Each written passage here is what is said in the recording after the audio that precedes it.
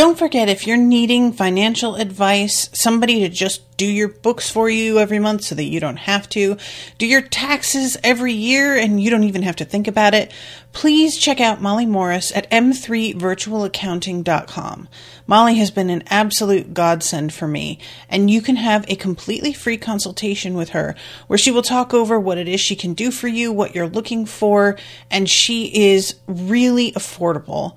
Again, it's m3virtualaccounting.com, and tell Molly I sent you.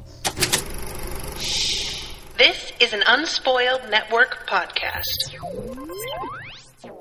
This is Some Spoiled, a Song of Ice and Fire to the co-host switcheroo, the rereading. You know why you're here. We're covering A Dance with Dragons, chapters 54 and 55. Cersei and The Queensguard. In these chapters, we are with Cersei, surprise, and Barristan Selmy, who is trying to keep shit together now that Daenerys is just up and left. She just fucking bounced on a dragon. And it's going about how you'd expect for both of them. Welcome to Unspoiled.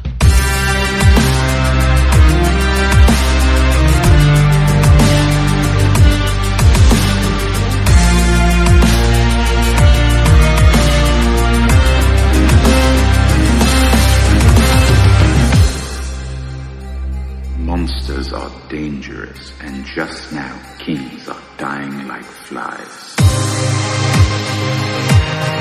I am the king!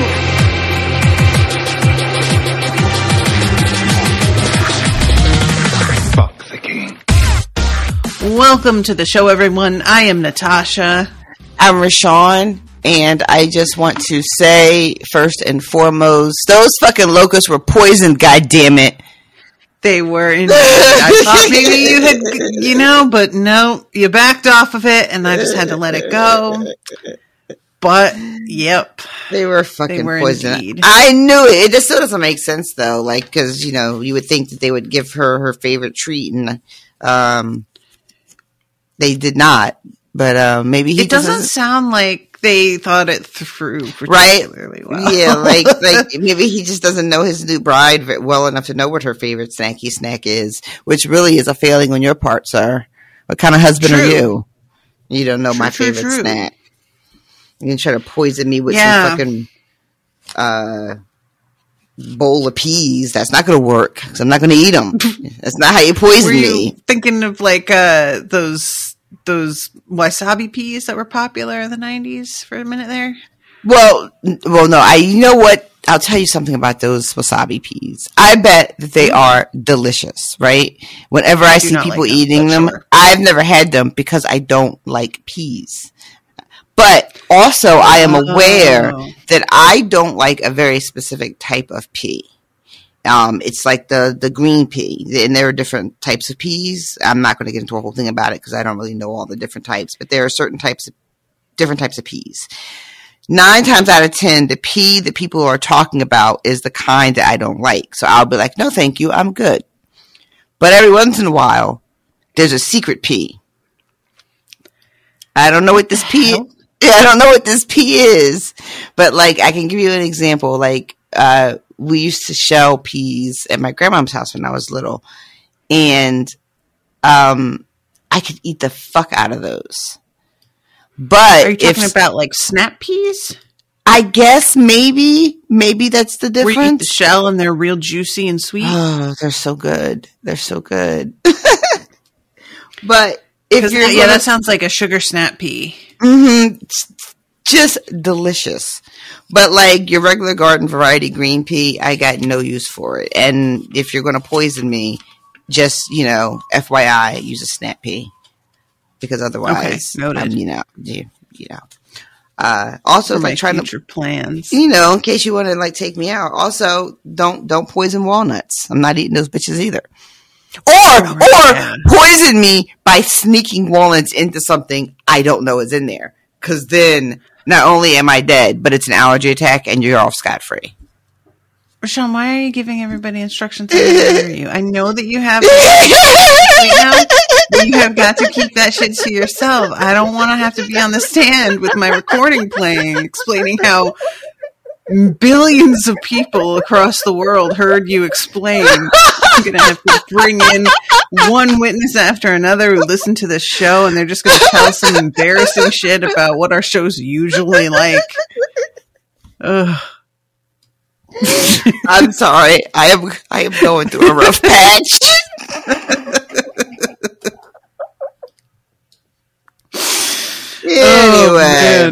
Anyway, I do think about this though, like, you know, in terms of, because I listen to Snapped so much, and I always am sort of thinking about, like, well, you know, how would I get away with it? And when I think about how somebody could murder me, I think probably because I'm fat, very little would be made of the fact that I drop dead. So I think it would be pretty easy, you know, like everybody'd just be like, well, you know, I mean, look at her. Fat. Yeah, that's basically what they tell you when you're fat and you go to the doctor anyway. That's really all they had to offer you. So I feel like putting some thought into it isn't really going to be all that necessary. If anybody wants to pull it off, they could just be like, well, what a shame. All right. So let's start things off with Cersei. This bitch, I love this so much. She has this nightgown that she's given this shift that she tears up in a fit of rage, but then she's so cold that she's shivering and like has to thank them when they bring her another one and put it on. And I feel like that is the best summation of her as a character. Is this bitch who just bites off her nose to spite her face, really thinks she's doing something, and then has to come and take it back and eat humble pie and be embarrassed about it. Because that is just so perfect, honestly. She doesn't think through anything at all. She just does shit to spite other people. And it's always like just so short-sighted. I feel it is like incredibly on brand for her character, to the point where if she had not done this, I would have been like, this doesn't feel right.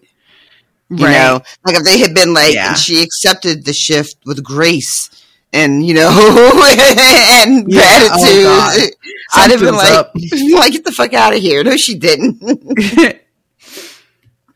And she is being kept awake as well. So, you know, they're doing that sort of, that form of torture, that sleep deprivation.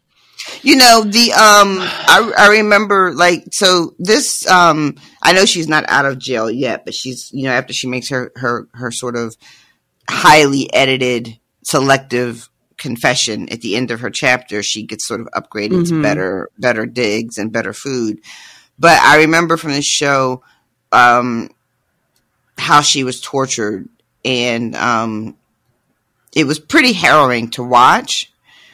And this isn't as nearly as graphic. There's no real description of any kind of torture except that this not letting her sleep, unless I really missed a big chunk of what's going on here.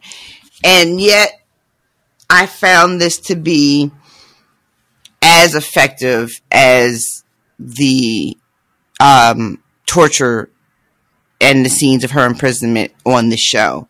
Like, there's something about just the way that this is written and the way that she is freaking out internally, like, because there's nobody around her to really, like, let her wrath out on. Like, these Septas are like, they are the fucking epitome of unbothered by her shenanigans. Oh my God. Like, they just are like, it's just washing over them like water off a duck's ass. It's making absolutely no impact whatsoever. And so her rage is so, like, I'm trying to think of how to describe it. It's like a pinpoint laser beam of rage just being contained in this really tight little cell. You know what I mean? There's something very claustrophobic about this whole POV, and the way she's spinning out in her head trying to figure out, you know, what's going on, because she's completely cut off from access to any outside information. Nobody will talk to her or tell her anything. It just worked really well for me. At the end of it, I was like, thank God that's over. Yeah, agree. I feel like, remind me in the show how they torture her, because I don't remember how that went down. I remember and this is, spotty memory, but I remember there were scenes where she's like naked, like strapped down on like a board. There may have been like water torture of some type, if I remember correctly. Okay. I'm trying to remember. God, yeah, I don't remember that. Yeah, but I think so. I think that there was some other things too, like, I can't remember now. But it's all right. I just probably have tuned out the show at that point a little bit more because things were starting to slide downhill. So maybe that's why I don't remember. Yeah, I almost want to say there were even like whole conversations about her torture scenes and how, I don't want to say sort of excessive they were compared to the book, which makes sense because, even though I can't remember exactly, like I think the Septa Unella like beats her, I think. Okay. But there was just like, it was more physical than for what I remember than anything that we get in this chapter. And if we had a producer, they could look it up for us and tell us in real time. Sean has this weird idea, guys, that we could just have a producer. I'm obsessed with it. I told you what happened, and now I'm obsessed with the idea of it. Because every time I get something wrong or like I can't remember something, I'm just like, people are going to be so mad when they listen to the episode. Oh, man. I really why did they decide to do it like that? Ugh, the show. Plus the fact that all of this started because, what's his face is gay. The whole thing was just such a mess. Anyway, they also have a thing in the show. I don't know if the book is going to do it or how far we get, but she ends up Cersei when she gets out and gets to like her freedom back. She ends up torturing the Septa, like takes her hostage. And like throws her in a cell and like torture and gets like a little revenge torture action happening. Good God. Why are you guys like this? Whatever. It's just so it's like it feels so adolescent to me, a lot of the way that they wrote the show. Anyway, she asked about her twin often, but her jailers gave no answer. She asked about Sir Loras, too. At last report, the Knight of Flowers had been dying on Dragonstone of wounds received whilst taking the castle. Let him die, Cersei thought, and let him be quick about it. The boy's death would mean an empty place on the Kingsguard, and that might be her salvation.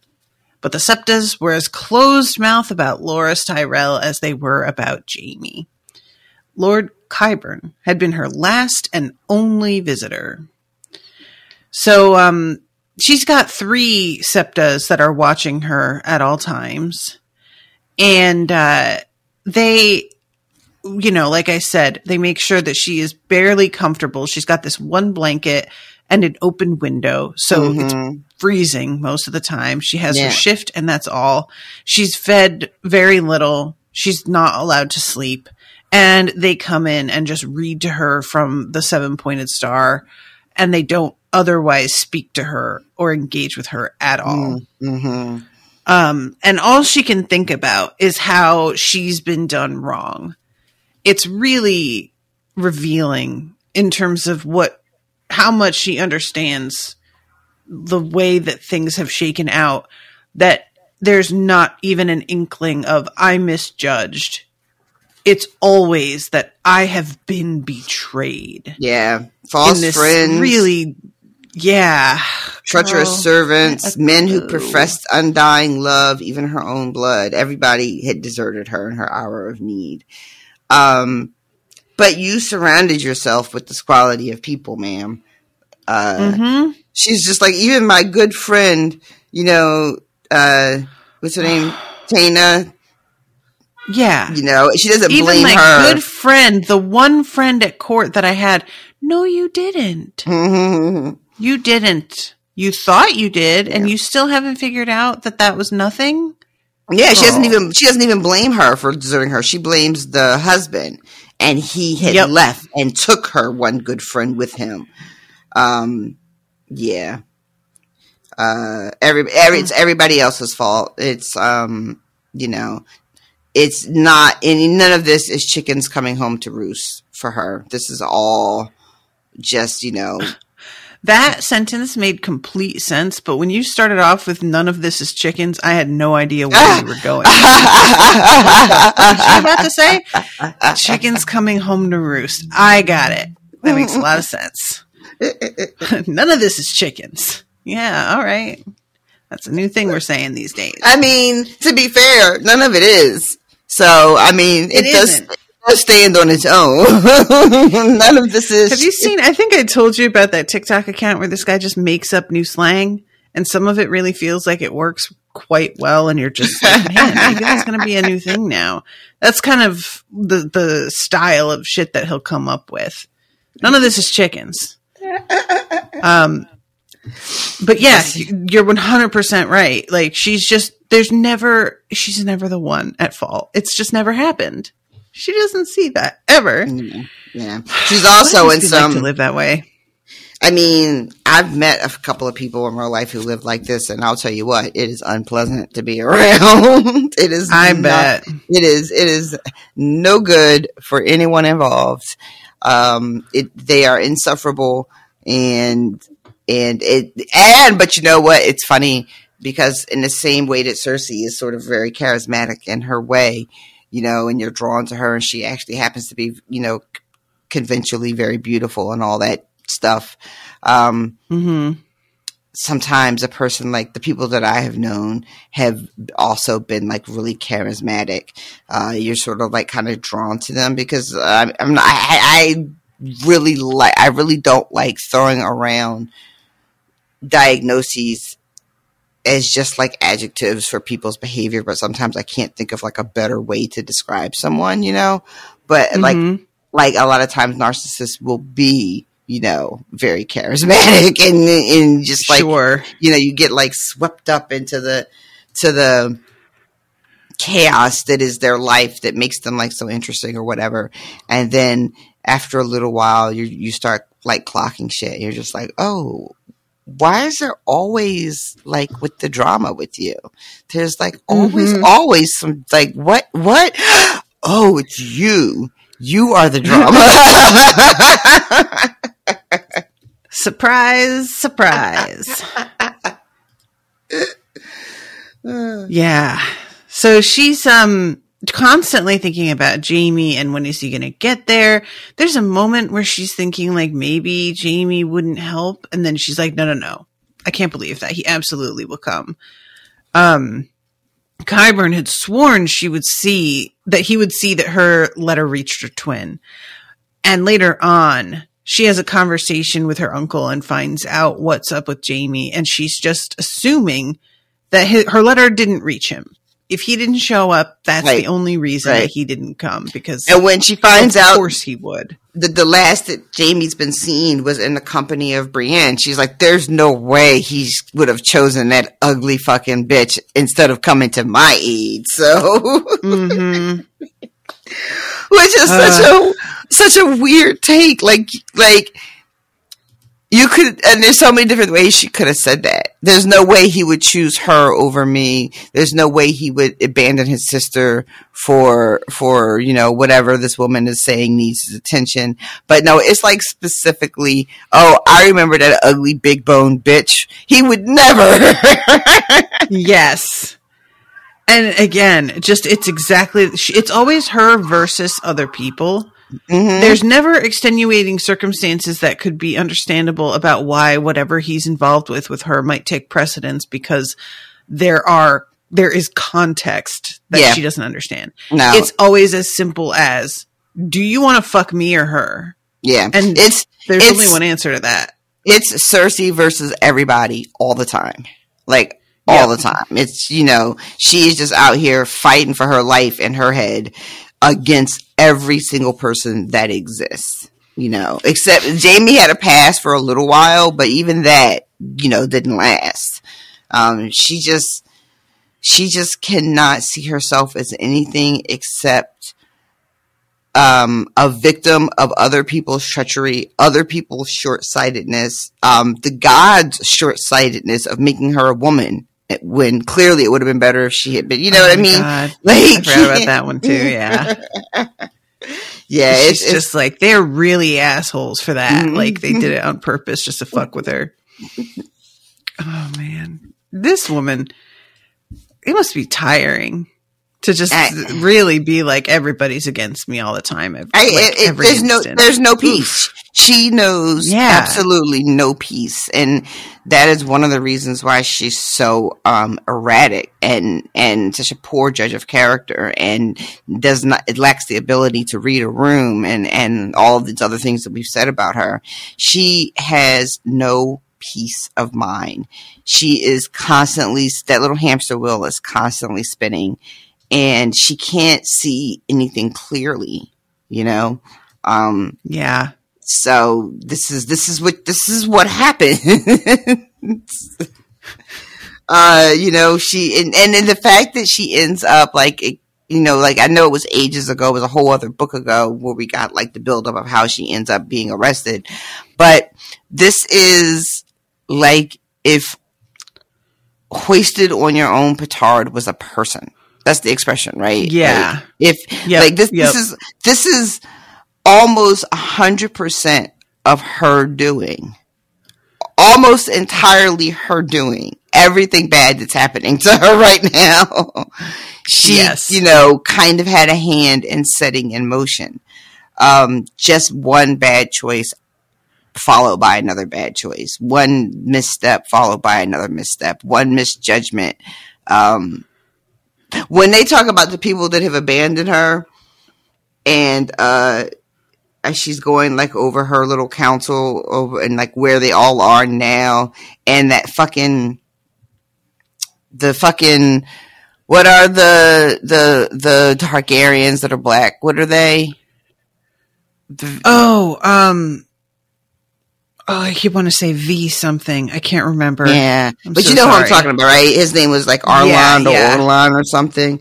It'll come up in the page. So, but the one that she built all those ships for, like, took her ships and bounced, and like, we all knew that was what was happening. Valerian. That's the name. That's the one. But yeah, just like, yeah, of course we knew that. And she's just like Pikachu face. She's so dumb. So she is so dumb. And even in this chapter where she has decided she's going to confess, she still believes that she is like somehow gaming the situation, that she is somehow pulling the strings still, even from this position that she's in. So she, after, you know, we get the first couple pages of like what her life is like here, how they treat her, they're waking her up at night so she can't think clearly and all that. She finally does say, I'm ready to confess. And then the Septas are all like, oh, you're going to feel so much better. She asked if she could take a shower first, and they're like, no. No. He'll let him as you are. And he'll let you know if he wants you to have a shower or not. And so she goes down, and on their way down, because she has said she's going to confess, the Septas are all suddenly like, oh, word? Oh, okay. And one of them like starts like chatting. Another one, I think, calls her her grace. I think her grace, yeah. And which is something they have not been doing. And another one of them ends up like dropping a little bit of tea about like, because she asked how Tommen is. How is the king? Is he well? And one of the septons is like, no, he's in good health. He's doing well. He's protected day and night, and the queen's with him all times. And another septon has to be like, girl, shut up. Shut the fuck up. It is not your place to be all this chit chat. What are you doing? Calm it down. Calm it down.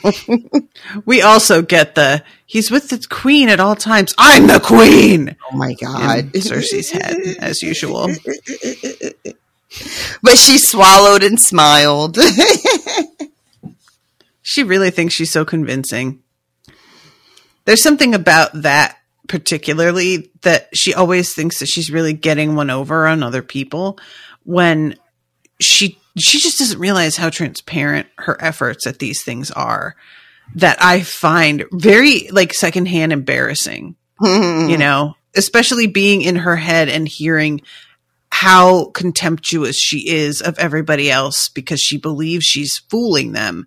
I just want her to hear their thoughts and realize how they're looking at her and knowing exactly how the fuck she's trying to play them. And that it's like, it's just, she's so easy to see through, and she really thinks she's this mastermind, and it's just, that's why those, like every once in a while, there's and we'll get another POV's perception of her. You know, somebody will mention her, and it's why it's always so funny, because they'll be like, "Did you hear what this bitch in King's Landing is doing? Oh my God, what is she thinking?" Yep. Yeah, just like, wow, what was it that Tyrion says? I think it was Peter actually, who's like, I knew she'd fuck it up, but I didn't think she'd do it this thoroughly and this fast. She is ahead of schedule, and I am needing to rush to catch up over here. Yeah, I think that's Peter. All right. So, go ahead. No, I was just going to say, so she goes in front of the high priest and, you know, enters and goes to confess, and she is just like, I'm confessing that I had sex outside of marriage. And he's like, all right, who? And they have Nella behind, like, keeping a record of all this, and she confesses to, in her mind, people that have already confessed, so there's no sense lying, right? So she's like, all right, I slept with Lancel and I slept with fucking a Kettle Black. Like, no sense in me pretending.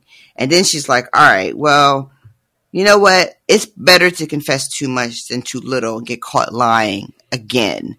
So I'm going to go ahead and throw out the other Kettle Blacks too. Yeah, I slept with them. I slept with all three of them. Yeah. Which in some ways I kind of agree that's probably the wiser course, because if they've got one Kettle Black, I just feel like either they talk to each other and one of the, you know, the one that's caught is going to say something, or they'll bring in the others and that will come out eventually anyway. So I was like, all right, you know, that makes sense to me. Yeah. And her whole angle is, I was lonely and recently widowed and desperate for affection. And also I needed men, good, strong men, to protect me and my children. And I would do anything for my children. I would fuck whoever if it meant the safety of my children. And and then she's like, you know how women be. Women be like that. And the something is like, yeah, women do be like that.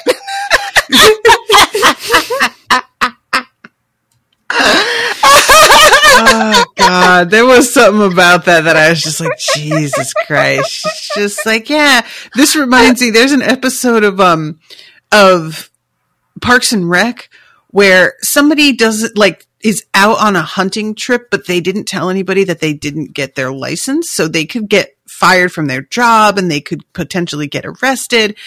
And they accidentally shot somebody. So somebody has come to investigate the thing. And the only way to like play this off is for the main character to basically pretend that even though she is licensed, that she's just a silly woman who made a mistake and didn't know what she was doing. And the guy who's interviewing her is indeed like this definitely like misogynist asshole. And it keeps being him being like, well, probably, you know, if you were on your period, I could understand. And she has to like bite her tongue and be like, yup. That was what it was. I was crazy on my period. It's just her having to be like, there's like a montage of her conversation with him and her just saying shit like, yeah, and you know, I didn't know how far away he was because I'm really bad at math. It's just all of these like little, you know, the indignities that she has to accept in order to cover somebody else's ass. And yeah, it just really reminded me of that a little bit. Her being like, all right, the only way to meet this guy halfway is to like engage in this misogyny that he's got going on. So I guess I better fucking just eat this and be ready for it, you know? Yep. And he does. He's like, you know, women are known. Everybody knows that women are wanton and can't be trusted and are weak of flesh. And I'm just like, this word? Really? Everybody knows? Everybody knows. And then he asks like the hard questions. He's like, all right, well, did you sleep with anybody while you were married? And she is like, absolutely not. I never fucking did it. I never did it because that's going to be treason. Because she's got charges. This bitch got charges. Oh yeah. This bitch on trial for like killing a god. She is like, how? God, I forgot about that. She is like, how in the how? And Uncle Kevin has to explain Deicide. Lord. I'm not gonna front. When I read that, I was like, what word is that? I know what the rest of these mean, but that can't be a real word. What? Yeah, apparently it's because the Septon speaks for the gods on Earth. So killing him is as good as killing a god, which is I guess it would be like killing a Pope. Wild for that, but okay. So she doesn't cop to having an affair while she's married because that's going to be treason. And so she's copping to the adultery, not to the treason, not to having the former High Septon murdered. She says, well, I didn't like him. And maybe Osney thought that because I didn't like him, that I would be happy if he killed him. But that is not, you can't put that on me. I did kind of enjoy that. This is something that comes up in Snapped also quite a bit, is women trying to claim, because Snapped is always about women killers. And a lot of the times they're not the ones who actually pull the trigger. They are the ones who convince somebody else to do it. And they will often be like, oh, he just loved me so much that he thought when I said, I wish this guy were dead, that I was asking him to kill him. And that wasn't what I was saying, but that's what he heard. It never works, by the way, everybody. But they try it quite a lot. Keep trying it. So there's the treason with having an affair while she was married with Robert. There's the also, she's accused of taking part in the murder of planning the murder of Robert, which she also vehemently denies. She's like, "What? So now I'm a bore? Like, how are you going to put that on me? I was home. It's not my fault. He was out drunk." And then the big whammy is that none of her children are Robert's kids, that they're incest and products of incest and adultery, which of course she says. Not only is that a lie, but that's Stannis' lie. And he would say anything to get the throne. And the Septon is like, you know what? Fuck Stannis. Because he is a traitor to the Seven. He worships a demon now. And, you know, his false faith doesn't have any place in the Seven Kingdoms. So we're not even really checking for what Stannis says. I loved this. It did not occur to me the way that they would treat this if she brought up Stannis, but it makes total sense. And it's like, it's the one sort of piece of good news for her that she's going to have this attitude about Stannis, you know? Yeah, so like, what he does is he basically says Stannis' word is not going to be enough to convict you, but you still going to have a trial though. You still gonna have to have a trial. Yeah. We're still gonna try to get to the bottom of all this shit. And she's like, a trial? But I confessed. And he says, yeah, to some things, but other things that you've been accused of, you are denying. And so we're gonna have a trial about that shit. So this is a weird situation where the only way for her to have avoided a trial which is much like our own justice system right now, is to cop a plea, right? Otherwise, you're going on trial for the crimes you're accused of, and you just better hope that shit works out for you. She was under the impression that she was going to go in there, confess to the things that she could confess to and keep her life, and that was going to be the end of it. Which I don't know why she thought that. That is unclear to me. Because she is always used to getting what she, like, I think that she is under the impression that what they're doing to her is personal. That they are trying to humble her and humiliate her. And that if she allows them to humiliate her to a point, that will be enough for them. They'll be satisfied and they will give it up. I don't think she fully gets still how truly serious the situation is. And that's been the way it is, like, for her this whole time, is that she keeps thinking, oh, I'll just have my people show up and storm the sept, and then I'll call in my allies to do, and keeps having it pointed out to her that, like, no, nobody is in the position to stand against these guys because you armed them. You gave them all of this power. So I feel like she's still kind of in this weird mindset where she is believing that, like, it's just a bit of a power play for, like, petty reasons, and not, in their opinion, the law that they're upholding. Right. And, well, like, a godly charge that they have been given. Because none of that shit applies to her. She can't possibly being held accountable to a law that does not apply to her. She's above that. So none of this makes any sense to her whatsoever. So he tells her that, she can have visitors now because she's taken his first step. And then they all take her back to her new cell, which is, like, a little bit nicer. It's got, like, a bigger window. I think this one might actually even close. She's got blankets for a bed now. She gets a much better meal, and they let her actually sleep through the night, which they hadn't done before. And then she gets a visitor. Her very first visitor is Kevin, and he comes to see her, and he's like, I got some shit I have to let you know. And he's like, can you please sit down? And she does not want to sit down. She's like, no, I'd rather not. I'm going to stand here and talk over you and not let you get out the words that you need to tell me. So she starts apologizing for what she did with Lancel. And first she apologizes about throwing some wine in his face. And I was like, girl, what? And then Kevin was like, girl, what?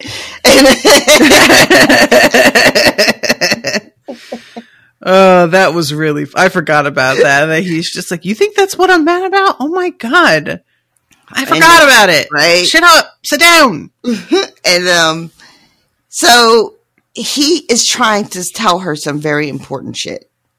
And she keeps apologizing. She was weak. She was alone. Please forgive me. Please forgive me. So finally he's like, okay, fine. Enough. I forgive you. It's fine. Now, please sit down. I have some hard things to fucking tell you. And she starts freaking out about Tommen. And he's like, no, Tommen is fine. And then we get to the stuff about Jaime. And he's like, oh, it's not actually that there's anything wrong with Jaime that we know of. He's still out there somewhere. Somewhere? Right? She's like, I beg your pardon. Yeah. Yeah, this is when we get the part about, like, how he is his last scene with Brienne, and she's just like, her. I remembered the Maid of Tarth, a huge, ugly, shambling thing who dressed in men's mail. Jaime would never abandon me for such a creature. My raven never reached him, otherwise he would have come. Ma'am. Can we just talk about the fact that Jaime was seen riding off with Brienne? I don't like this development at all. That whole thing feels bad. I don't know what Brienne is planning, but it feels like it's.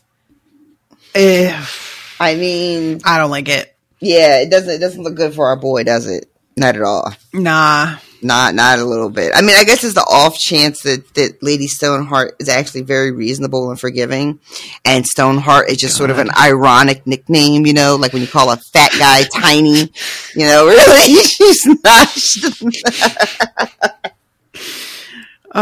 You are stupid. I'm so sleepy.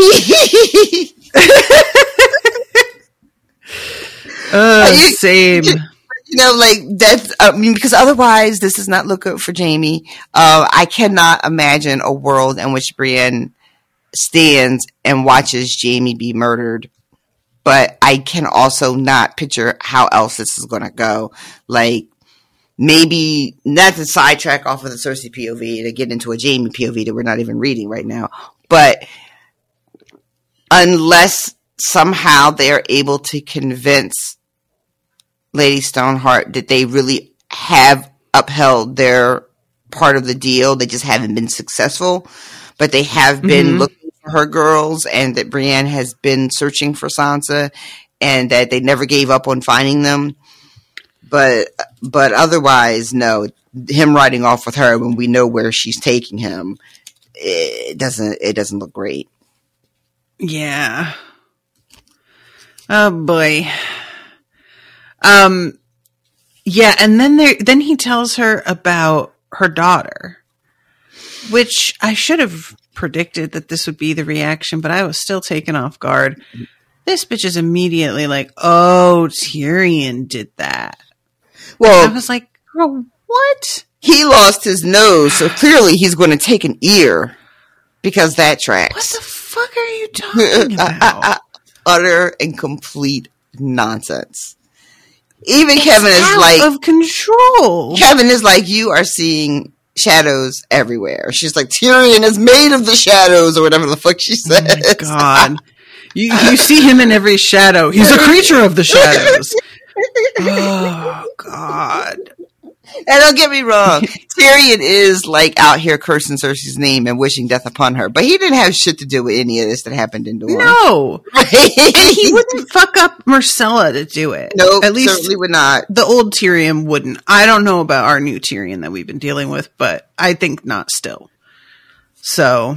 Yeah, no, I don't think he has. I think that he has the, you know, clearly he's shown us he has the ability to murder.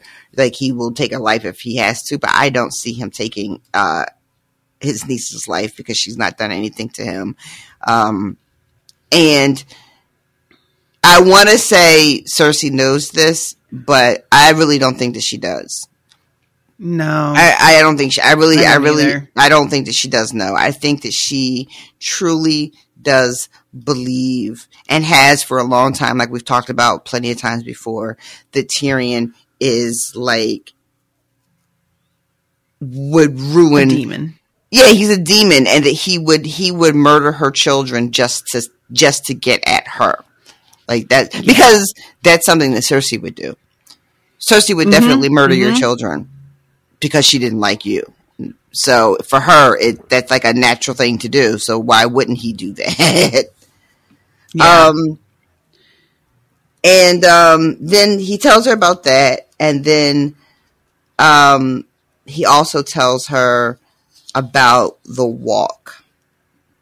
That the High Holiness is saying that she needs to atone for her sins. And all he has to do is say, before the city, a walk. And Cersei is like, nope. I know what he's about. I know what you're about to say. You don't even have to finish that sentence. I'm not doing that shit. I'm a fucking queen. I'm not some dockside whore. Fuck that. Fuck you for even bringing it up. And I'd rather fucking die. And Kevin is like, word? You'd rather die? Because is really on that is on the calendar. I don't know if you've checked it, but that's when he starts listing out like all the things that she needs to be tried for: regicide, deicide, incest, and high treason. And that's when she's just like, I killed a god? When the fuck did that happen? And then there's this moment where it says, the High Septon speaks for the seven on earth. You strike at him and you're striking at the gods. That's why you're getting that charge. And then her uncle raised a hand before she could say anything else and says, it does no good to speak of such things, not here. the time for all that is a trial. And he looks about like around her cell, and she's like, someone is listening, even here, even now. She dare not speak freely. So this is to be expected. There's no right to privacy when you're a prisoner. Definitely. You know, not in our world, not in this world, not anywhere. And she takes a moment. This is the only time I think I've ever seen her like take a pause, take a beat. And then she's like, so who's going to try me? And he's like, well, the people of the faith will, unless you want trial by combat. And then you have to pick a knight of the Kingsguard. And I don't even know who's left on that motherfucker, quite frankly. And this is when he's just like, he goes down the list of like, kind of like what's been going on in King's Landing.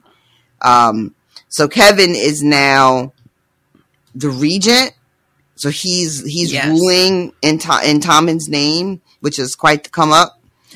They've got Tyrell is the hand. Pycelle is still on the council, and Swift is still on the council. Redwyn is Lord Admiral. Tarly is the duties of Justicar, I think is how you say it. Diar at the end, and she's thinking to herself, "Fucking Tyrells, god damn it." The whole fucking kingdom is being handed to my enemies while I'm rotting in this fucking cell. So she's like, so what about Marjorie? Because they lobbed some accusations at her too. Like, when's she gonna walk? How she get free? Yeah. And we find out this is so. Oh my god, she keeps on doing too. Like, I never believed the charges against her. I always really liked Marjorie, like to the high septonness. I was just like, oh girl, this is so painful. Right. But sorry, continue. No, I was just going to just say it, but Marjorie is not in custody because her family got to King's Landing right when all this popped off, and they showed up with an army. And so they had a little bit of leverage. They had a little bit of room to be like, what you're not going to do is, where Cersei didn't have that. Cersei wants to know, like, and what about all her accusers? And he tells her that the Kettle Blacks and the Blue Bard are also being kept at Decept, that the Redwyn twins have been declared innocent, that the Harper died, and the rest are in the dungeons with Qyburn. And she's like, oh, right. I still have him. And he can do wonders and horrors. He can do horrors as well. I laughed so hard at that line. I don't know why. But I laughed so fucking hard at that. And it's because she's goofy. That's why you laugh. She is a little goofy. And then this part, which really made me holler, he said, there's still more worse. Will you sit down? I said, this bitch still standing. She still has to sit down. All he has been asking since he got there is for her to sit the fuck down for a second because I got some bad news for you. And this is actually the part where he tells her about what happened to Marcella and Dorne, and when she starts going off about Tyrion and stuff. But yeah, that shit made me laugh so hard because I was like, this whole time, all he's been saying is, please sit down. I have some terrible news to share. And she has just been like, nope, I'd rather stand and pace and talk to you and tell you what's going on. Meanwhile, you've been locked up. She is so tiresome. The whole, like, the approach of this all, it feels with her as if inevitably it's, I'm not doing it because you told me to do it. And it's just that simple every time. It really does feel like that with her a lot of the times, doesn't it? It really just does feel just sort of like petulant at all times. Which is a weird, like, when I think of a family member telling me, I've got some terrible news, would you sit down? Like, or even just, I have to talk to you, can you sit down? Like, all of that tells me I'm about to get the worst news ever. And I might not want to sit down because I might like not want to hear the news. And I think this is a way of keeping like prolonging the inevitable. Like if I don't sit down, then he won't say the terrible thing. Right. There's a part of me that thinks that like, even if it's just subconsciously, that's like going on in her brain. Where as long as I'm still standing and I'm the one doing all the talking, then I am in control and he can't tell me anything that's going to hurt me. And he does. He has something that really does hurt her. It's wild that she does. Well, she doesn't ask about Marcella, and I guess because she's so far away, there's no reason to think she's in danger. So it doesn't occur to her to ask about her well-being. I'm being generous by saying, she's so far away and there's no need to think she's in danger. If I'm Cersei and I think the world is against me, I would always be thinking about my children at all times because I'm convinced that everybody is out to get me and they will hurt my children to get me. But she doesn't even ask about her.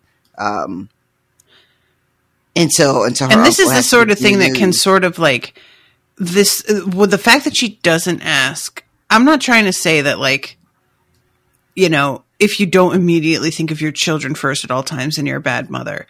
But I have had a lot of like discussions in groups and stuff way back when about how much Cersei actually loves her children versus how much of it is just them being an extension of herself.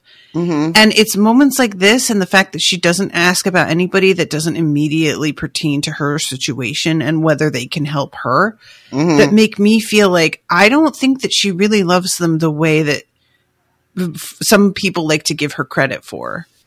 And I may be wrong, but she just seems like that her kids are pawns for her as much as anybody. And they just don't really feel like they're actually in her mind for their sheer well-being outside of how they relate to her current predicament most of the time. Right. I don't think that she's capable of the type of love that we would normally consider like motherly love and affection and caregiving. I think she is like fundamentally incapable of that. She doesn't even perform it well. She talks a lot about her love of her children. I mean, she talks about it at every turn, but like actual examples of that, we don't get a lot of. We get like the weird thing that she had with Joffrey. I think if she loved any of her children, and the closest she got would be maybe Joffrey. Agreed. And I think that wasn't even the kind of like motherly love that I would like want to get. The thing she had with Joffrey, we've discussed this in the past, is sort of like Joffrey was an avatar of like what she could have been had she been born male. Like she could have gotten away with being that cruel. She could have gotten away with being that, disrespectful, that flippant, and just move with like a who's going to check me energy. And that is what she loved in Joffrey. She loved her reflection and things she thinks she could have been had she been born a man. And we've talked also about how she doesn't have that. She talks incessantly about her love and care for Tommen, but we've seen how she talks to Tommen and about Tommen in the earlier books where she thinks Tommen is weak and not nearly as well suited to being king and a ruler, and lacks, what she say, like lacks Joffrey's fierceness or his ferocity or something. You know what I mean? Yeah. Like, and then the daughter is like not even on the radar for her, and is not really part. She wasn't really written well. Like a lot of her isn't in the book, so we don't really know who she is as a character. But yeah, she just doesn't even really seem to exist for Cersei, really. And I think part of it is because it's the daughter. Yes, and all she 100%. sees, all she sees is just like the limitations that come with being female. So there's no reason to, especially when we're in like Areo Hota's chapter, we find out that she's like really good at Shavas, and it just points to the fact that probably she's like kind of brilliant and has been utterly overlooked because she's a girl, Cersei.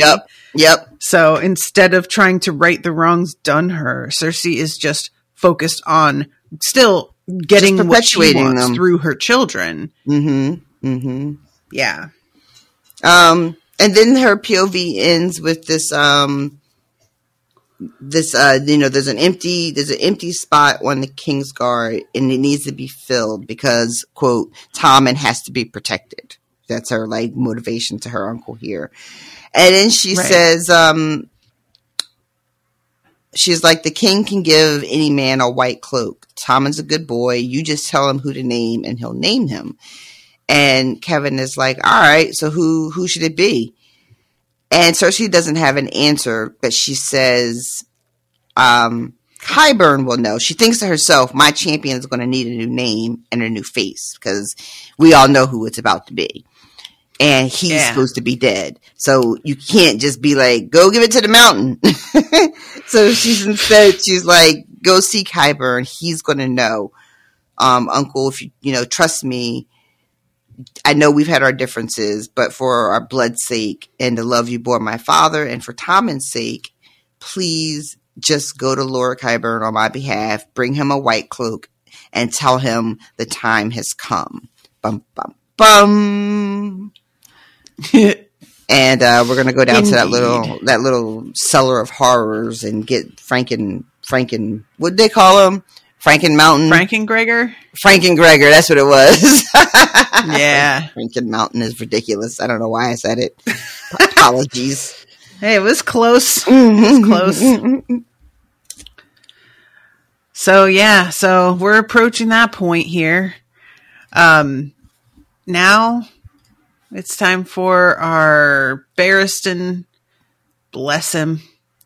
He's trying his best. This chapter was tough. I find Barristan's POV, it's not that I don't like the guy. I do, and I respect him. But his point of view tends to be a little bit ponderous to me.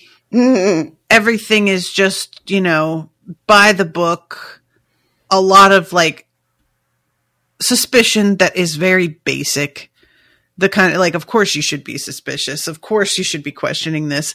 And him just being like, I left King's Landing to get away from this sort of thing. And I'm like, you don't go and serve royalty and think you're getting out of intrigue, sir. Exactly. Why did you think that was what was going to happen? Come on, get real with yourself. You left to go support a usurper. I mean, no offense to Danny, exactly. But, how did you think this was going to be a drama-free lifestyle? Exactly.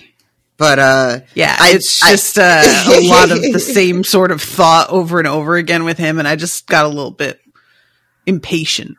I'll say. He's got that thing going where he's hamstrung by his own moral code. Which, there's nothing wrong with, obviously nothing wrong with having a moral code, and there's nothing wrong with refusing to compromise on certain fundamental things, There should be things that we refuse to compromise on. There are things where that's completely appropriate.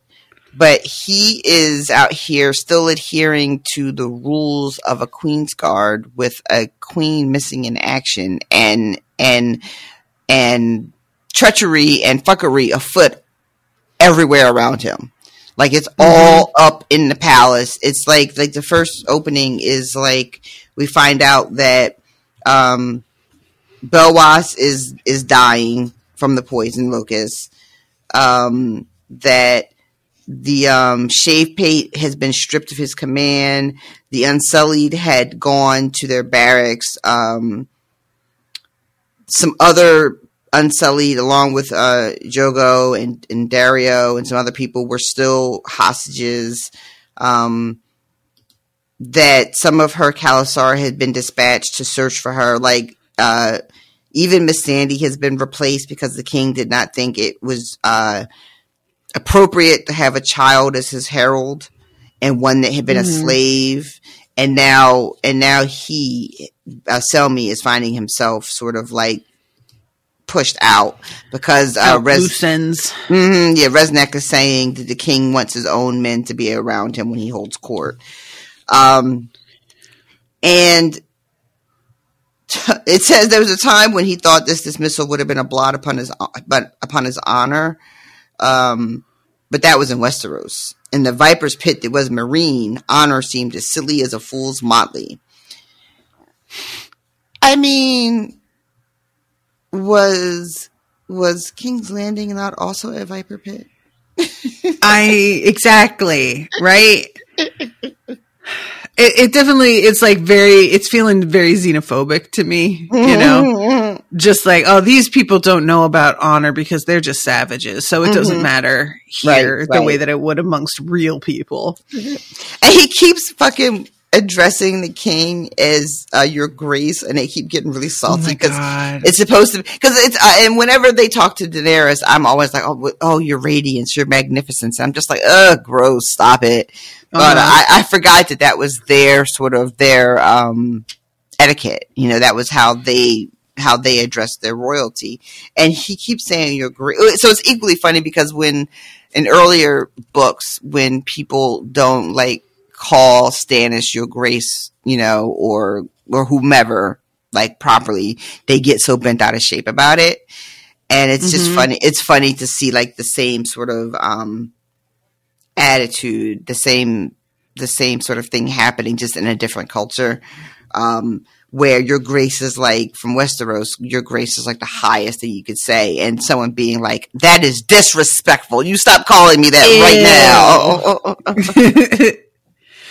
Yeah, I always thought about like when I was younger and I first understood that you say your grace or you say your majesty.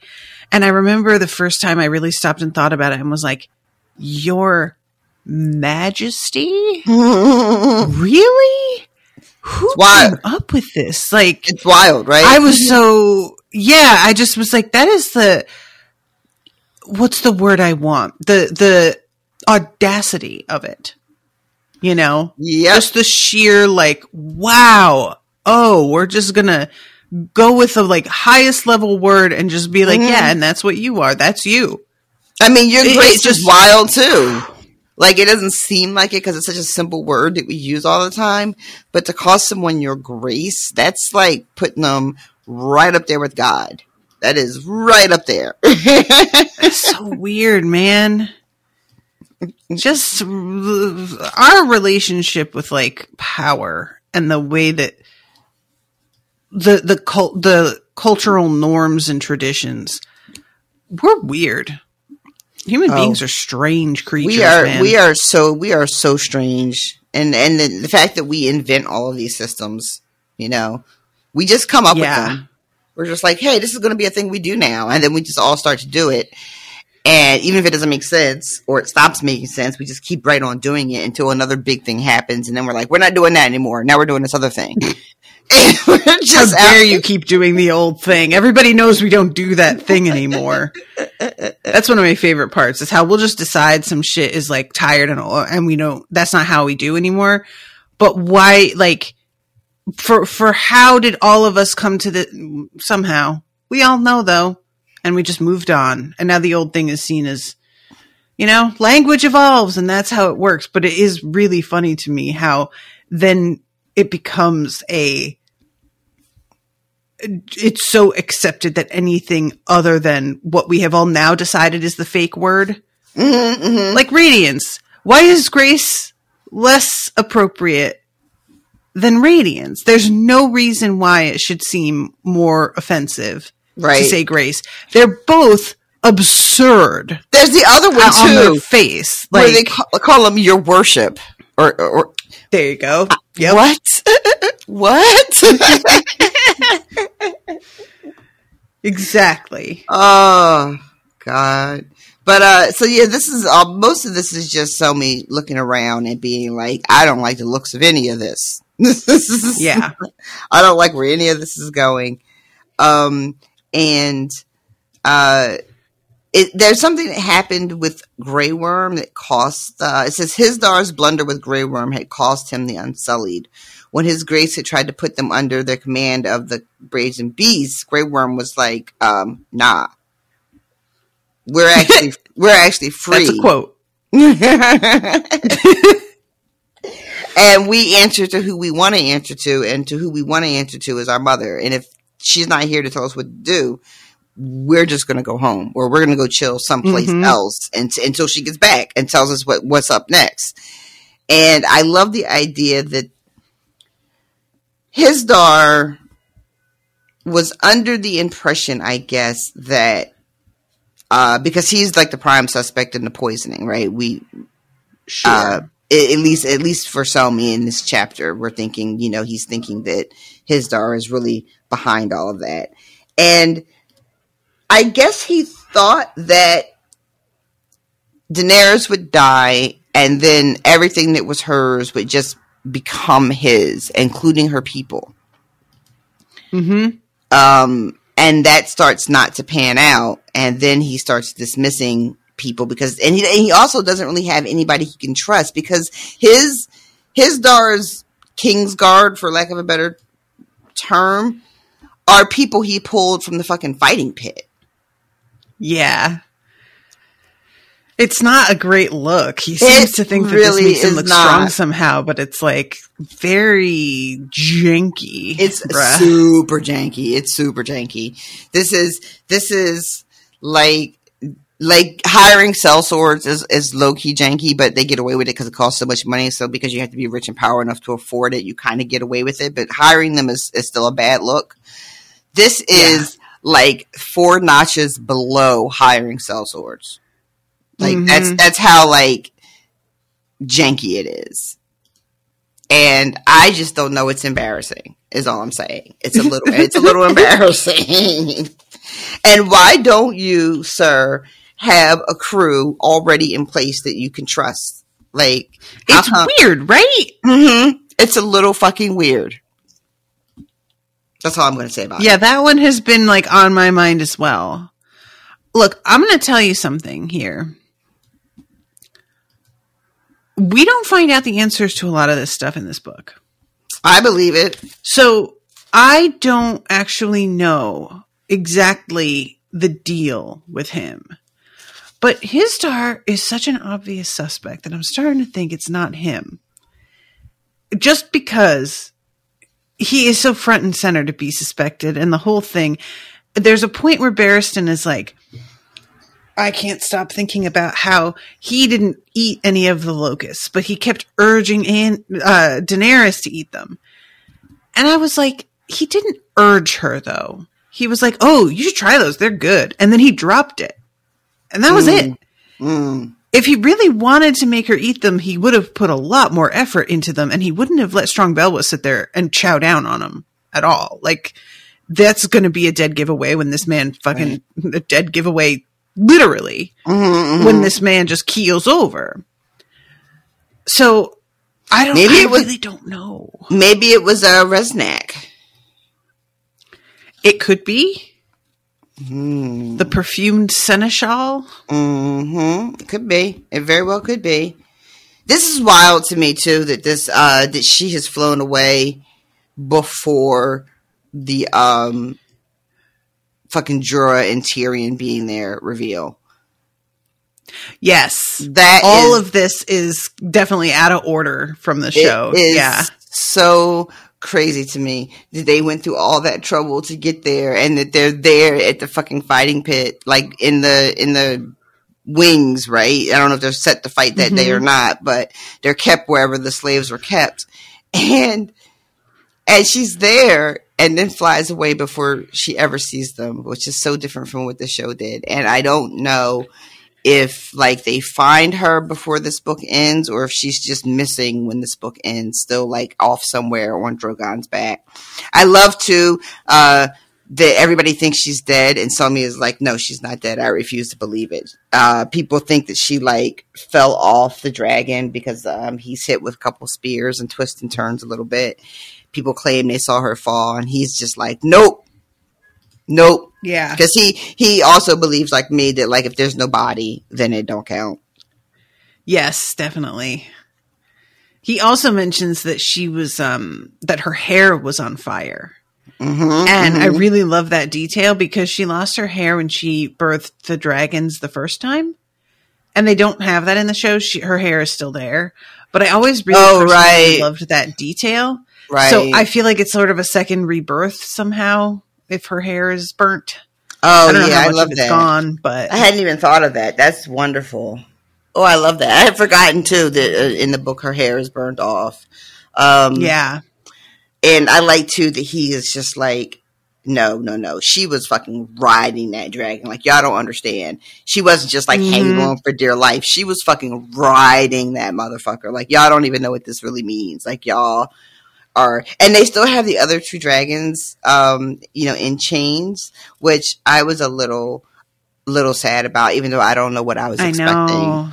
Know. For some reason I was expecting that she was like going to go immediately and free the other 2. Like, I guess not, but it probably wouldn't have made a lot of sense. But she has a dragon; she can literally do whatever the fuck she wanted.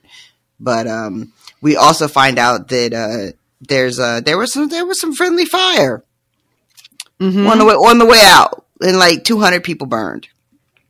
Oops.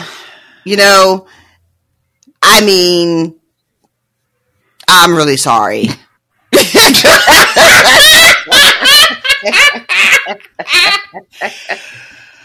Convincing. Yes. From the heart. I felt that one. Guys, I know it's terrible, and I know that it's like a lot of innocent people and probably children, and it's tragic. But I've been waiting so long for her to get on this fucking dragon and fucking fly off and like start to wreck some shit that I'm like low key like, well, you know what?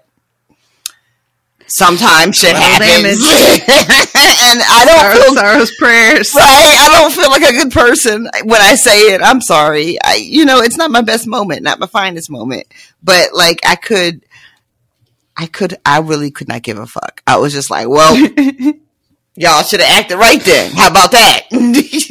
I feel that. I really do. I also want to mention though, like you were talking about Tyrion and Jorah and how she doesn't even get to see them, but Tyrion and Penny are the ones that are in the pit when she tells them not to do the thing with the fucking lions. Oh, right. So right. They go out and they do fight, but it's just really short. Right. And I remember talking about that because I didn't for reasons that I did not make clear last time and won't be making clear this time. When I was reading that bit, I assumed it was Tyrion and Penny, and then for some reason thought that I was wrong to assume that. And we had a conversation, and you were just like, "Why would you think that was wrong to assume it was them?" And I was just like, "I don't know." It felt like I was stereotyping. What do you think? All dwarves know each other, right? Like they're all the same person. They all look alike. Oh. I really think that's what happened when I was reading it. I was like, how dare I jump to the conclusion that that's Tyrion and Penny just because I happen to know that they ride a pig and a dog, and I know for a fact that that's their act. Like it could be a lot of other, I don't know until they say a name. I'm not just going to be jumping to wild conclusions. I was like, I'm not going to be racially profiling or But it wouldn't be racially profiling. It'd be a different type of profiling. Sizes? Ableistly profiling? Maybe something in that area. But whatever it is, I didn't want to be guilty of it. So I was like, nah, it's not that. Oh, man. There was some last night. Owen and I were deciding what to watch and flipping through Hulu, and there's some like documentary that's like the history of Black Twitter. Oh yeah, I've seen the commercials for it. I haven't watched it yet though. Did you guys watch it? Like, you want to watch this? And I was like, no. And he's like, wow, okay, racist.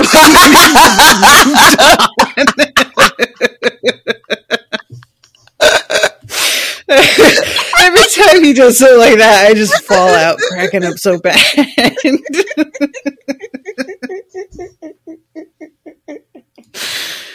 My favorite things to do is to tell Steven that something he's doing is racist. It gives me so much pleasure.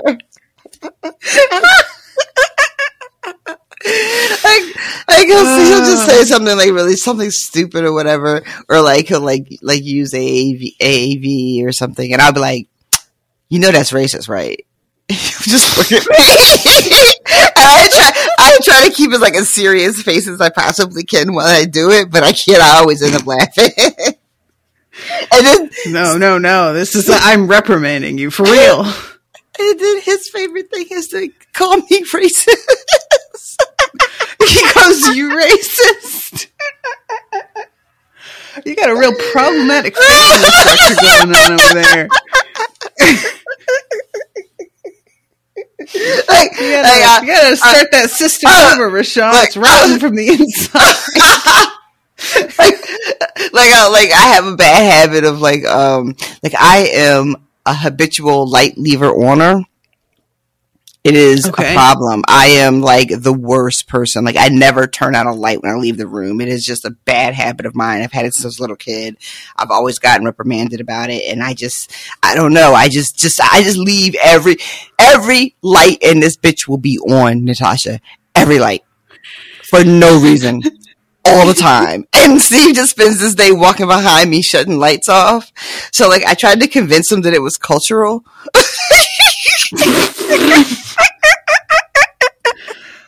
I love that. I tried to be like, no, black people leave the lights on. And he was just like, that's racist. But the thing is, we don't leave the lights on. Like no more than anybody else does. But I was really trying. I was going for it. I swear I was ready.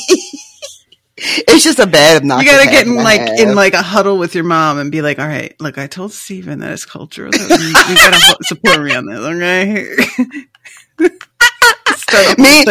Meanwhile, when I was a kid, my mom was screaming at me to turn the lights out because, I don't pay no bills around here while all these fucking lights are on. Oh, anyway. That's good. We also get just when we're in his head, there's a lot of thought about how he's getting old and that soon these stairs are going to be too much for him. There's some notes from Austin's Info Corner, and he's discussing Barristan and saying, Barristan received his knighthood from King Aegon V the Unlikely after a tourney at age 16.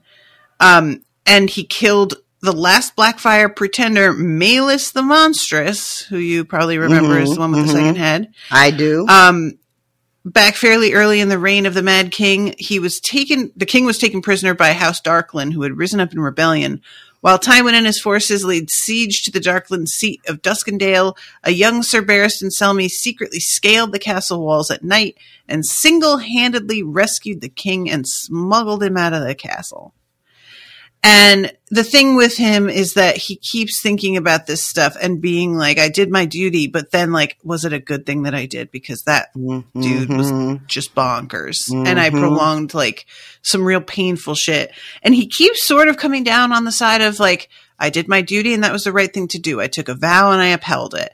But it doesn't feel like it's fully convincing him. No, he's having some real doubts about some of his life choices. He's having some real reckonings with what he's done in the past and how he has contributed to the way things have unfolded. But again, when I said earlier, being sort of hamstrung by his morals or his vows, in this case for him specifically, his oaths. When you do, all right, let's see.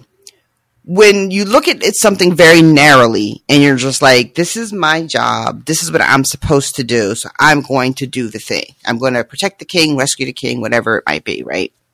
Because that is the oath I took. I don't have the privilege to look at a bigger picture because I took a very specific and narrow role. And said, my only concern above everything else is going to be this one thing, this role of king and whoever occupies that role. That's the only place my allegiance lies. Then when you look at it through that lens, then he absolutely is the best of the best and did his job. And then you can contrast that to a Jaime, right? Yeah, who took the very same oath and then had a moment where he pulled back and looked at the bigger picture and was like, what's more important? My single oath that I took that will help me be aligned with what I say I am and who I say I am and what I've told the world I am, Or do I do the thing that is categorically better for the world at large, but will leave me looking dishonored? You know? Yeah. It's like Jon Snow also dealing with that sort of thing in his own way. You know, taking this oath that means all of this other stuff is beneath me, and I'm not supposed to be making these wheeling. I'm not supposed to be out here wheeling and dealing. You know, and being entrenched in the going ons of men. I'm supposed to be above that with this sort of greater calling.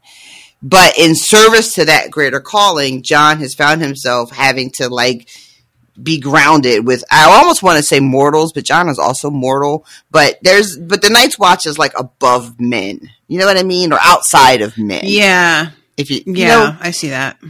Or just like outside of worldly affairs, you know. And this constant tension between taking an oath to uphold a very particular thing, and that tension when that oath comes into direct conflict with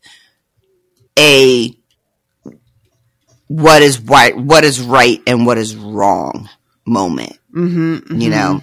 And so Selmy did what was right according to the oaths he took. But now he's looking back on his life like, well, shit. What exactly? Like, was it the right thing to do? Like, I did what I said I was going to do, and I stood on my word. So that's inherently good, right? Anybody? Right? Like, you know what I mean? He's like looking around, you know what I mean? Looking around the room for somebody to co-sign it for him. And this is why, you know, be careful kind of oaths y'all take.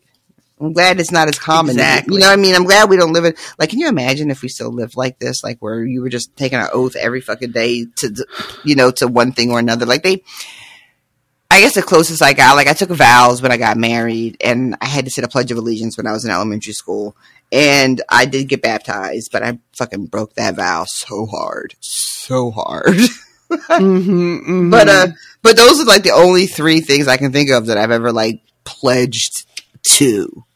And I think for most of us that those are probably, you know, unless you, like, you know, join the priesthood or something, you take some kind of vow to join a religious sect of some kind. But it's not a day-to-day thing anymore, the way it used to be, where you were always like pledging your allegiance and your fealty and your, you know, loyalty and all this shit to whoever had the most power over you. Right. And I mean, I'm on record on this show being like, I think pledges are stupid. I don't think promises that are like very specific are intelligent, because circumstances are going to be outside of what you could have predicted when you made those vows. Every time. That's just like life never goes according to your plan, and things that you thought were ironclad, you will learn more and you will change your views on. So, you know, the vows of marriage are something that are even like, they have evolved because of what they used to be, where it was like, I promise to obey, you know, and there would be an expectation that, yeah, he could beat the shit out of you and you were just meant to take it because that was your job as his wife. And now we have grown to be like, yeah, no, we're not, what? No. We'll end a marriage if somebody is doing that because they're not upholding their end of things. Does it ever say in like the vows, I'm going to leave you if you beat me?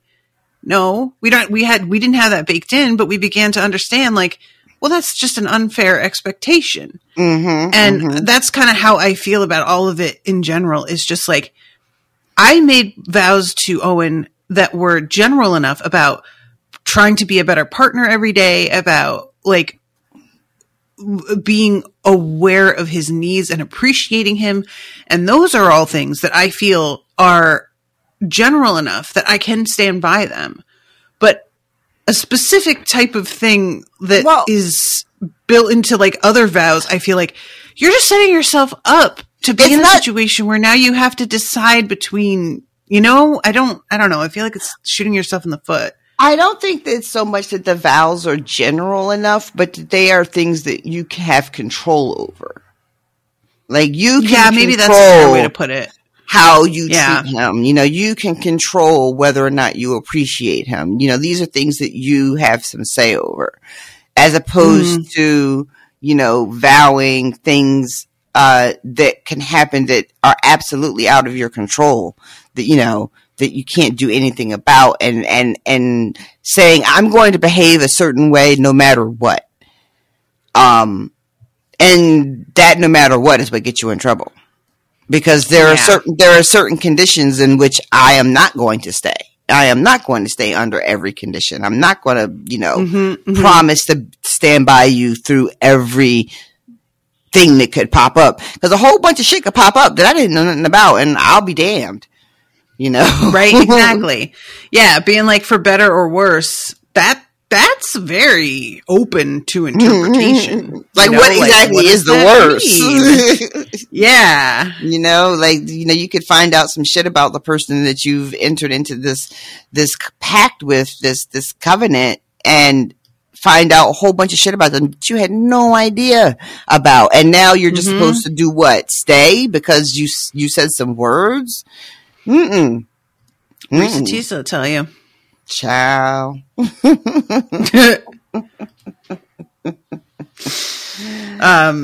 those who don't know what I'm talking about, I'm so sorry, but you can Google it and find out plenty more than you ever wanted to know. I think that shit's already on Hulu. I think it is. Yeah, good for her. She really just decided she was gonna. Did you see his response?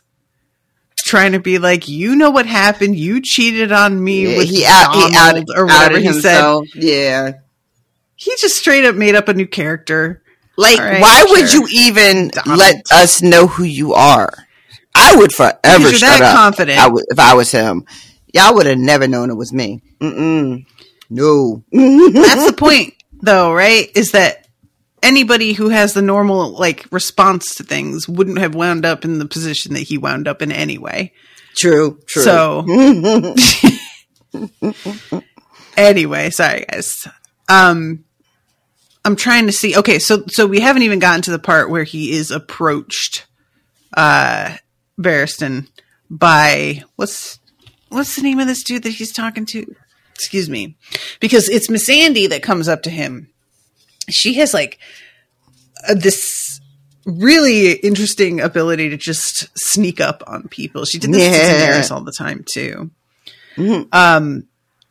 But she tells him that there is somebody who wants to meet him, and that it is a brazen beast with an owl mask. And I love the callback to the owl mask because he's like, yeah, by now he's where it could be a jackal, a tiger, or a sloth. What fucking good does telling me he wore an owl mask do? And then he goes on a whole rant about how you can't trust people who wear masks.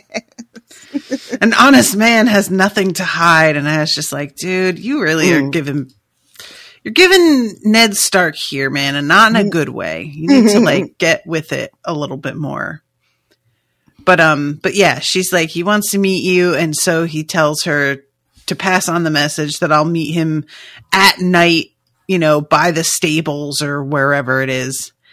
And, he goes down, and it's not really considered unusual for him to be making his rounds at night. So everybody is just reporting and saying all is quiet. He passes by a bunch of dudes who are training, and he's like got a lot of pride in the way that he is getting these dudes up to snuff. Yeah. So to speak.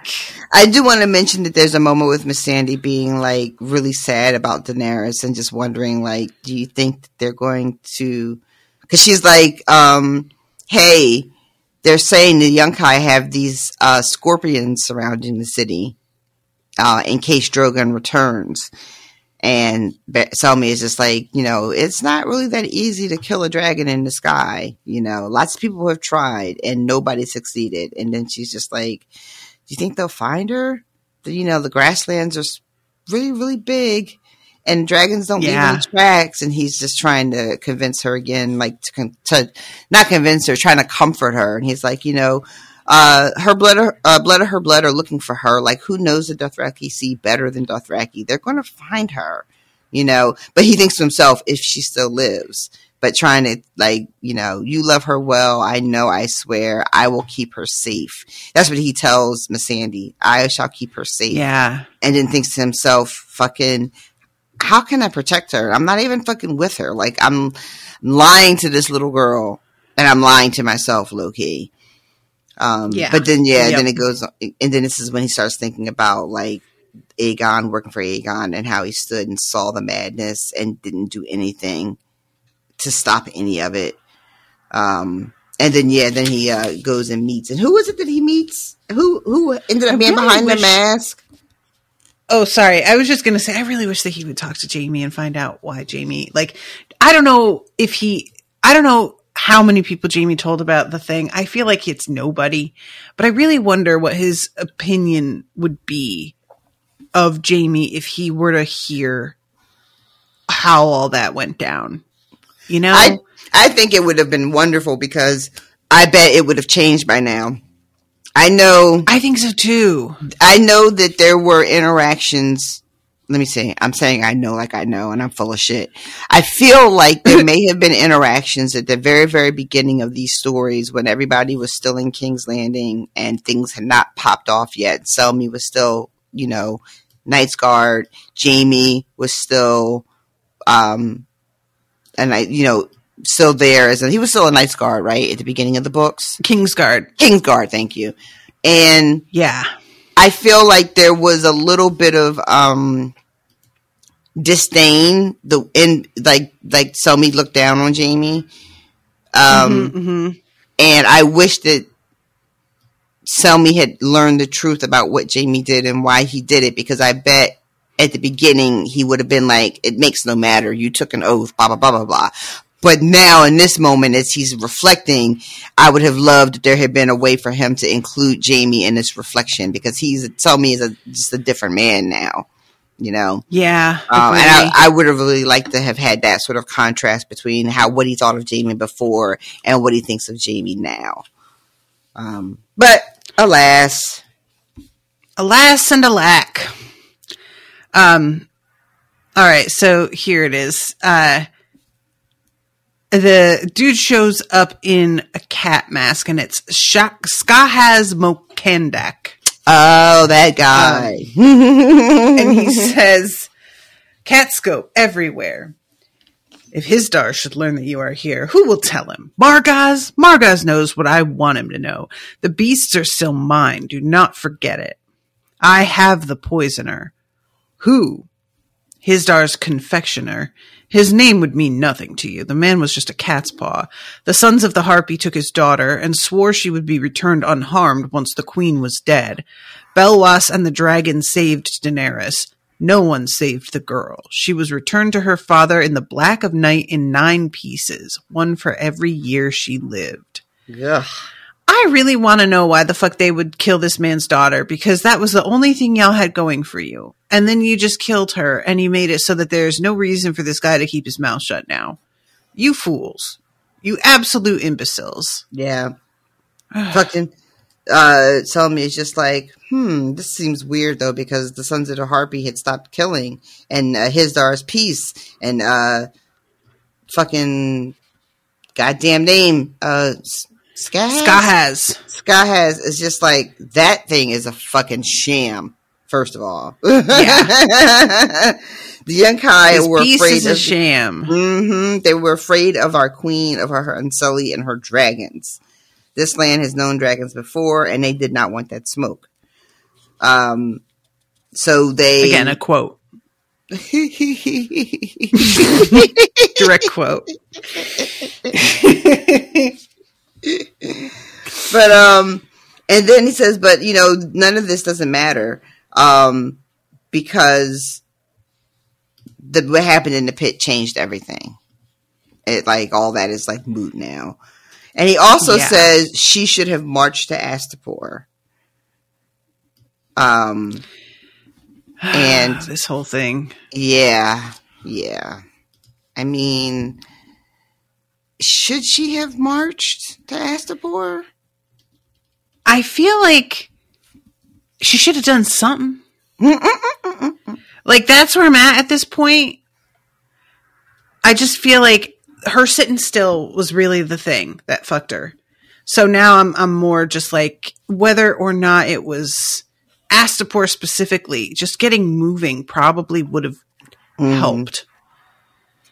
But then it would have required her leaving, and then the city would have fallen into their old ways. I just have so much trouble caring about that. I get it. I do get it. But so, yeah, he says Volantis has launched its fleet against us. Volantis? You're certain? Certain. The wise masters know. So do their friends. The Harpy, Reznok, Hisdar. The king will open the city gates to the Volantines when they arrive. All those Daenerys freed will be enslaved again. Even some who were never slaves will be fitted for chains. You may end your days in a fighting pit, old man. Kraz will eat your heart. And Barristan says Daenerys must be told, and he's like, yeah, well, go ahead and tell her then. Where is she? We can't wait for her. Yeah. This part right here. And he's just like, you need to fucking get the Unsullied up in information. You got to fucking talk to them. Grey Worm will listen to you. Please go talk to him.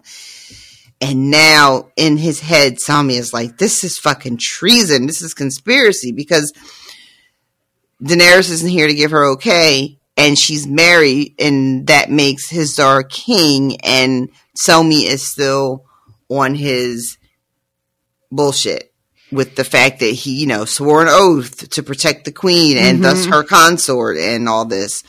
But the Shave Pate is like, because he says to him, speak to Grey Worm, and Selmy says, to what end? And Shave Pate says, fuck life. What are you talking about? To what end? I did like that. We must strike before the Volantines arrive, break the siege, kill the slaver lords, turn their sellswords. The Yunkai do not expect an attack. I have spies in their camps. There's sickness, they say, worse every day. Discipline has gone to rot. The lords are drunk more often than not, gorging themselves at feasts, telling each other of the riches they'll divide when Marine falls, squabbling over primacy. Bloodbeard and the Tattered Prince despise each other. No one expects a fight, not now. Hisdar's peace has lulled us to sleep, they believe. Daenerys signed that peace. It is not for us to break it without her leave. And if she's dead, what then? I say she would want us to protect her city, her children. And he's just like, all right, well then what about Hisdar? And Scott has is like, well, that's the poisoner, so fuck him. And he's like, you don't know that. And Scott has is like, the fuck I don't. He's got the crown on. Why does he even need her anymore? It's very clear what the fuck is going on here. Which I tend to agree with, but now I'm also like, maybe I'm wrong because it's so obvious. I don't know. Yeah, it's all he ever needed from Daenerys. All he ever wanted. Once he had it, why would he even bother sharing the rule? And then Selmy is like, why indeed? He is all over the place. So Barristan insists that he gets to question the confectioner himself. And Shave Pate is just like, oh, it's like that. Well, fine. Go ahead, I guess. He also says, why do you care so much for Hisdar? Like, if he's not the Harpy, he's the Harpy's firstborn son. Like, what do you give? Why do you care so much? Because to him, this allegiance that Selmy has to Hisdar is based only on his alliance or his allegiance to Daenerys, and the transference of that does not make sense to him at all. He's just like, I don't understand. Like, what are you even on right now? Because the sort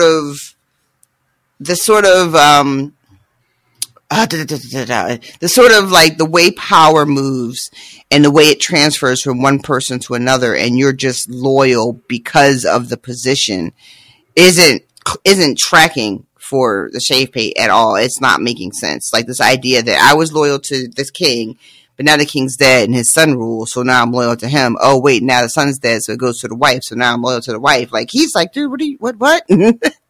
Our person that we are loyal to flew away on a dragon. So all bets are off. We have to do what we think she would want us to do, which is protect her children, protect her city. Who gives a fuck about Hisdar? And I have to say, I tend to agree. I agree. I very much agree. Again, it's about the fucking vow. It's the letter of it for Barristan rather than what makes sense. Mm-hmm. And this is the part of the vow thing that I just don't get. Like, a vow is meant, in my opinion, you honor the spirit of it. And if you were sworn to Daenerys first, and she's the person that you feel ultimately the most loyalty to because you want her to return to Westeros and everything, then the Hisdar, it feels like an exact opposition to that to me. Mm-hmm. And I just don't, but like, this is why I'm not a Kingsguard, I guess. So. But he does ultimately agree to have a conversation with Grey Worm. And that's kind of just where the chapter ends, is that he says he will go and have a talk with him. So I know you said that a lot of these things don't get answered in this book, so I don't know if we make it back to this conversation. I don't know if we catch up with Daenerys before the book ends or if she's just in the wind now. But I'm curious. We don't have that much book left. Yeah. Especially when I remind myself how George likes to spend like 40 pages at the end of the book talking about shit that's not the book. So if I really go through it, it's even less left than it looks like, because there's all kinds of breakdowns of the houses and the countries. And then my book has, oh my God, there's all kinds of character lists. Then there's like a epilogue. Yeah, there's a ton of ancillary material. Mm-hmm. And I guess the epilogue, I don't know if the epilogue is supposed to be the beginning of the next book or... Oh, no. No, it's never the beginning of the next book. That's really interesting, because the reason I say that is because at the very end of my book, I'm not like spoiling myself, but at the very end of my book, it changes to the Winds of Winter. But that's not the epilogue. No, it's not the epilogue. It's like after the epilogue. Like there's like 4 or 5 pages. Okay, so it's probably like a sample chapter. That's what I mean, going into the next book. Yeah. Gotcha, okay. It's not really done. And that comes after all of the like indexes, and if there's an epilogue, I'm not sure if there is one. I think you told me there is, but it might just be like just the last chapter. There's a lot. I think there almost always is. Jesus Christ, there's a lot back. There's a lot here. Houses and other houses, great and small. All the people in Bravos, all the people at the wall, everybody, who they are. My God. Yeah, there's even less than I thought. There's like, my God, like a little over 100 pages. That's it. Well. Oh, I'm not about to get no questions answered on this motherfucker. Yeah. I'm about to be very sad is what I'm about to be. Womp womp. Well, appropriately, the postcard for this month is your quote of George Doobie writing himself into a corner, though. So, I guess it works. He do be, though. He do be doing it. What a ridiculous thing to say. I mean, it's true. There isn't a word of a lie. It's tiresome. I really can't believe how long it's been, and we still don't. Ugh. Every time I think about it, I'm just like, my God, because time has failed to have meaning for me in so many more ways than I ever expected. As you know, when you told me our scheduled meetup was only half an hour away last night, when I straight up thought I had like an hour and a half, and you were like, "Hey." When you told me what part of the movie you were at, and I looked at the clock, I said, "Oh no,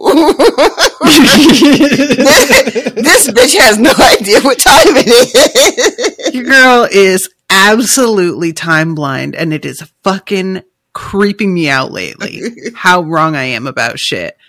I swear to God, you guys, I don't know how I'm getting through the day. It's a good thing I don't have a regular job. Or maybe a regular job would help. I don't know. But whatever it is, this time disease that I've got, it's eating away at my brains. That's all I know. But anyway, okay, before we wrap this one up, I just want to say hi to our new patron this week. We have Christy Bernhard. Thank you so much to Christy for joining us. Appreciate you so much. I really hope you're enjoying things. And yeah, everybody don't forget to follow on the Patreon. You can join for free and just get updates. And keep in mind that, you know, I post a lot because I record 6 Spoil Me episodes a week plus my regular episodes. So, if you're looking for information on an announcement or something, you may have to scroll back a little bit of a ways because I always post on the Patreon about whatever is current, but it might be further back than you think because I post more than most people on Patreon from what I understand. But yeah, patreon.com/unspoiled. You can join for free. You can join at just $1 if you just want to like help me out. If you want to get extra stuff, you can do the $5 tier. And, it's just a like increasingly important way to support creators in these days of our algorithm, which determines how much you see and has just kind of taken over and cut the legs out from under a lot of creators. And it's facilitating a direct link between us and you that the socials don't have power over, which is really a huge deal for creators. So I know that it can be sometimes tiresome to get a bunch of emails. I get this. I subscribed to a couple of new Patreons recently. I had to unsubscribe because I'm broke, but I did it for a minute and I get a lot of notifications about stuff that I'm not particularly interested from them. But you can go into your settings and change those up and just know that like, even though it can be a little bit irritating, you do have control over it ultimately, like what you get and what you don't.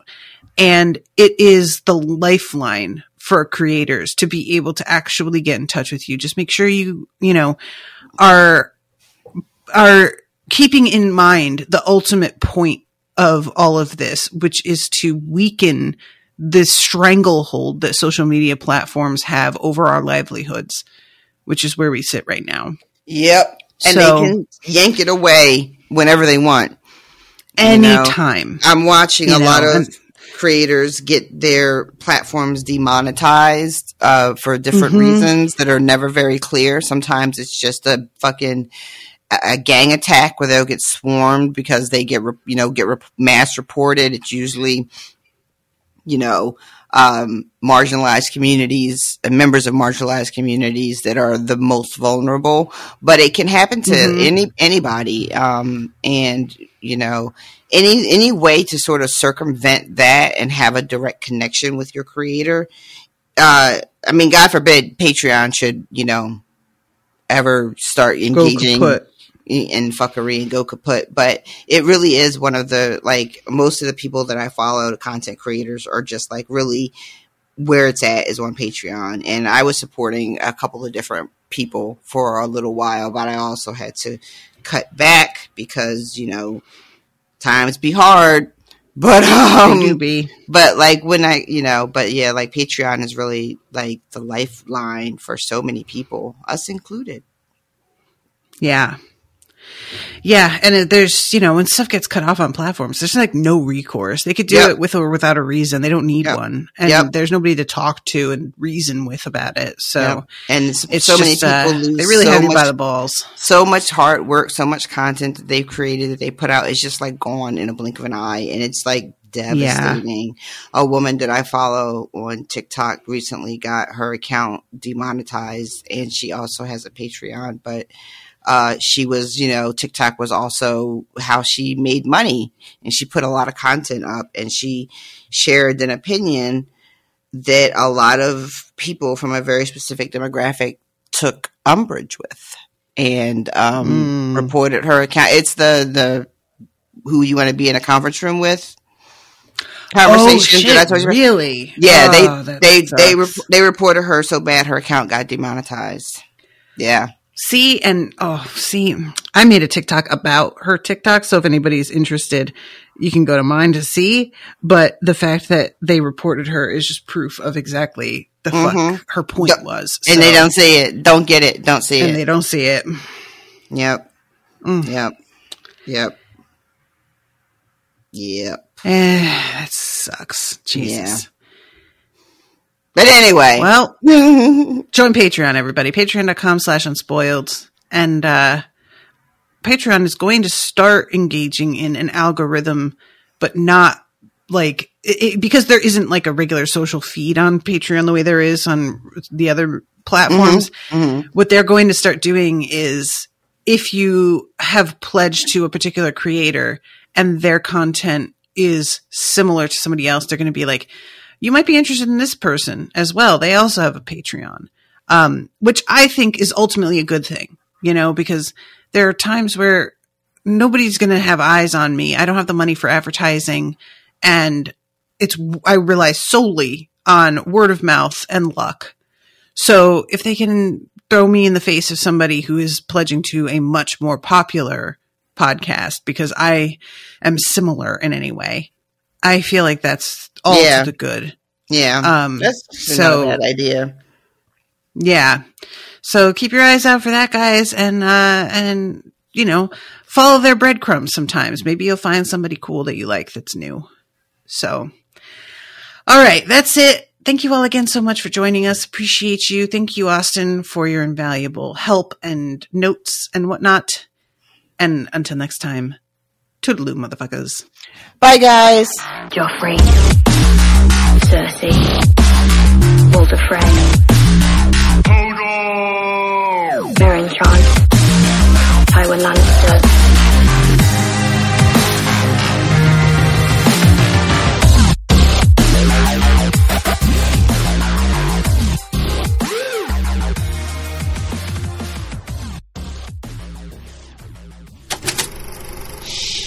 That was an Unspoiled Network podcast.